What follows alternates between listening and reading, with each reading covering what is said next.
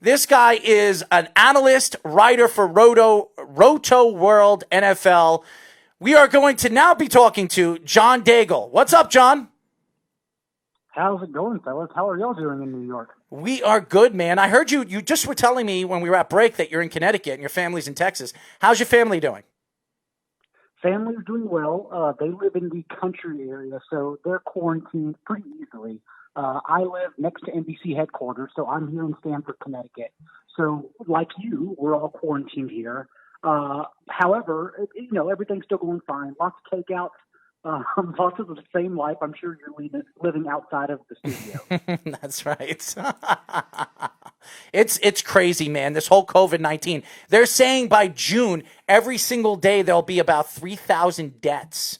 By the month of June, starting the 1st of June, there'll be 3,000 to 3,500 deaths worldwide every single day. Isn't that crazy? I think it's absolutely crazy. I think it helps, though, that we're slowly becoming a world where you don't get shunned about wearing a mask outside. Like, that certainly helps a lot. Because previously, you got made fun of if you showed up to the park in a mask. But now you kind of get looked at all weird like if you don't have one on, which is good. That's the step we need. Well, absolutely, especially the way the world is going. And shout out to all the countries right now dealing with this. And hopefully this will be behind us very, very soon. So, John, let's get into the NFL.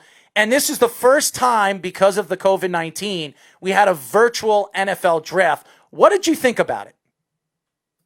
It was interesting, if only because, unlike the other drafts we've experienced historically, even the GMs and front offices didn't know really how to approach it. And thus, I think we saw a bunch of teams drafting purely based on needs. Like, everyone tells you they draft on needs, but they usually get to the podium and then they take the one player they want, whether that's actually the best player there or not. But that wasn't the case this year. I think they just, a team like Buffalo, we need a goal line back.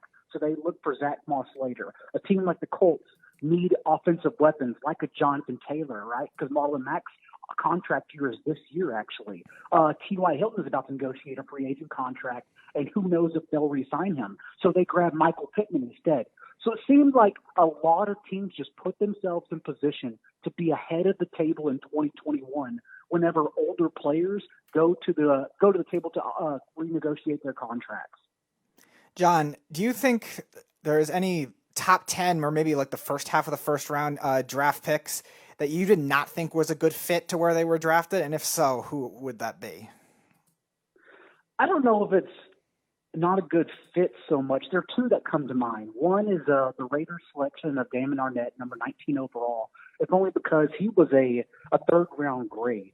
They probably could have waited to the second round and got him for less value, clearly, rather than spending a first-round draft capital on him. But they went that direction. And who knows? He maybe will become a good player, but the fact is I think overall they just reached on him.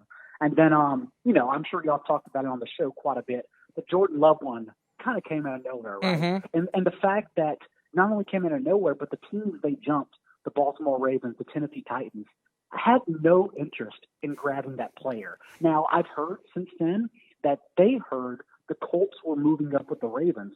So the Colts were looking to get ahead of the Packers to draft Jordan Love. Who knows if that's true? The fact is, if the Colts were doing that, the Packers still should not have made that move. We are talking to analyst and writer John Daigle.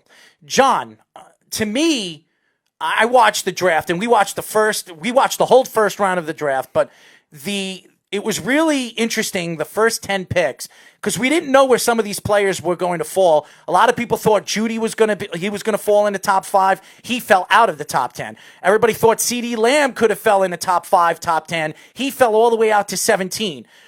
Your thoughts with Isaiah Simmons falling to 9 all the way to Arizona? I love Isaiah Simmons as a player personally. However, that is not how the league works with a style of player like him. So it's not too shocking that Simmons fell. Even I know he was rumored to go to Dave Gettleman and the Giants at number 4, but the fact is, like, general managers like Gettleman and others don't know how to use Simmons, a guy who played multiple snaps at safety, linebacker, slot corner, outside corner, and on the edge at Clemson. So while I think he's a tremendous chess piece to use, he needed to land in the right spot. And I think GM just got a little bit wary about how to use him, and thus he fell to the Cardinals. And by the way, Vance Joseph has since come out and said that they're probably going to use Isaiah Simmons strictly as a middle linebacker. And again, that's not how you use him either. So who knows if even that's the right fit. John, is there any draft prospect that maybe was a popular guy to a lot of people that you were down on? And if so, who was that guy? I'm trying to think of first-round edge rushers. A popular guy. Off the top of my head, there weren't too many first-round shockers. I'm trying to think of just day one guys. This one kind of caught me off guard. If I can go the reverse direction, are you familiar with Yetur Gross-Matos? Yeah, defensive end for the Panthers, yes. Mm-hmm. Yeah. He was drafted in the second round. Shocked. Yeah, I was shocked he wasn't a first day one prospect, to be honest. He was one of the better edge rushers that a lot of us penciled into the Seahawks at the end of round one, but instead they went with Jordan Brooks. The thing about those day one guys that weren't considered day one guys is that they universally were not considered like your even day two guys in some cases. Like, for instance, A.J. Terrell, I have no idea why he went number 16. And a lot of people didn't. Even Pro Football Focus, a respected site, didn't even have him listed at the top of day two. Wow. So it was a tremendous reach at number 16 by the Falcons. And then the same goes for a guy like Jordan Brooks, who went to the Seahawks, who his weakness is covering passes in the middle of the field. And that's what they need behind KJ Wright. But instead they grabbed a player who doesn't do that. I guess the only other one that comes to mind would be the Chargers grabbed the middle linebacker, Kenneth Murray, and he's a good player, but he's strictly a run game guy. Like, to play in the Big 12 and only have 3 pass breakups as a 4-year starter is a pretty egregious stat. So, I guess that's the guy I would be down on. John, let's get into the local teams. And everybody from the New York Jets, everybody was picking the Jets to have a very good day, first and second round. And it wasn't a surprise that Joe Douglas really showed the Jets fans what he wanted to do. He wanted to beef up the front line, and he did that in the first round, adding Becton. What did you think about Becton going number 11 to the New York Jets? I'm very glad he went that direction, and I genuinely thought the Jets had a tremendous draft. Yes, it probably would have helped to add a receiver in the first round, but again, that shouldn't have been considered the priority. They had to get that line shored up, and Sam Darnold has been tremendous off the cuff. Like, he's almost like a Deshaun Watson-like magician when he needs to work outside of the pocket. But you don't want to force him into that situation constantly. You want to keep him confident.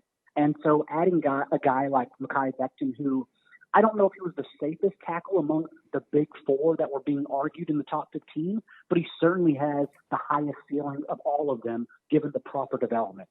So between him and then secretly getting guys in free agency like your Greg Van Rotens and your Connor McGovern, like, it already in my mind makes the Jets offensive line much better. Like, even getting to average is so much better for that team immediately next year. And how about the Giants? The Giants drafting Thomas at number 4 and then getting lucky and getting the safety they needed in the second round. What did you think about their draft? Gettleman kind of played it safe. He just sat back and grabbed the necessities, and I was proud of him. I was like a proud father watching over. He's super strong in the past. But I thought that the number 4 pick of Andrew Thomas, who I personally thought was the safest pick among those big 4 tackles again, was the correct one all the way. And I know that they've been playing the games of not saying Daniel Jones' name in the press, yada, yada.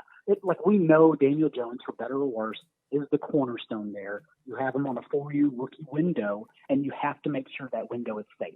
And so now, since your key pieces are Saquon Barkley and Daniel Jones, you now have protection in place to make them better. So I thought that was the correct fit. Even the safety at number 2, I thought it was yes, the right move all the way. Were you surprised that the Jets and the Patriots made a trade in the 4th? Well, really, in the 3rd round, the Jets got that pick, moving down from 49 to 59, and then they had a chance to trade that pick, and they got 2 4ths and a 6th next year. Were you surprised that the Jets and the Patriots made a trade? I guess a little surprised. I mean, to be honest, though, the Patriots surprised me all the way. Like, one, the Kyle Duggar, the first safety they drafted, I didn't even know Lenore Ryan was a college. I had to look up where that was. Apparently, it's in South Carolina. So now we all know that. But, like, also then not adding a quarterback project or even a backup quarterback, and then also getting 2 tight ends in the draft, plus these all-around defensive guys that also play a lot of special teams. It was an odd approach, I thought, for the Patriots across the board, and it kind of tells us that, one, they are super confident, for better or worse, in moving forward with Jared Stidham into the regular season, and also this team is going to try to revert back to the 2 tight end set that made them famous in the first place, but instead using Devin Asiasi, the splash play UCLA tight end who worked under Chip Kelly, and Dalton Keene, who was a former quarterback in high school, who actually has a tremendous ability to shake off tackles and get yards after the catch. We are talking to the analyst and writer for Roto World NFL, John Daigle.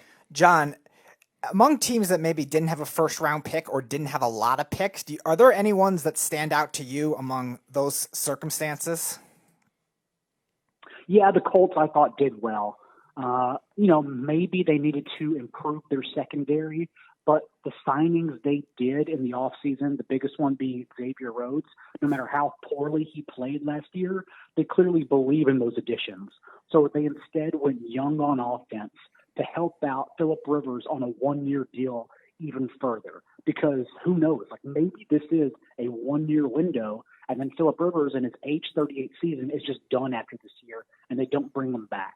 So to have Jonathan Taylor, who can also take Marlon Mack's place in 2021, as I mentioned earlier, as well as Michael Pittman, who most believe will step in right away and be used as the number 2 receiver opposite T.Y. Hilton, with Paris Campbell still taking over on the slot. I think the Colts made the best of their picks considering they didn't have a day 1 option.